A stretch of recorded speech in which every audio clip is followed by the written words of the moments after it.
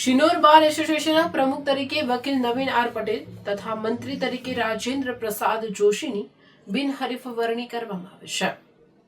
શિનોર બાર એસોસિએશનની ચૂંટણી તારીખ 19/12/2025 નક્કી કરવામાં આવી હતી.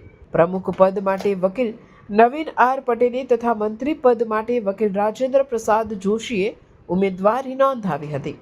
અન્ય કોઈ ઉમેદવારી ફોર્મ ન ભરાતા ચૂંટણી કમિશનર બીજે પટેલ અને સહાયક ચૂંટણી કમિશનર વકીલ મિલન એ મિશ્રા દ્વારા બંનેને બિનહરીફ જાહેર કરવામાં આવ્યા હતા. ચૂંટણી પ્રક્રિયામાં સહકાર માટે તમામ વકીલોનો આભાર માનવામાં આવ્યો હતો.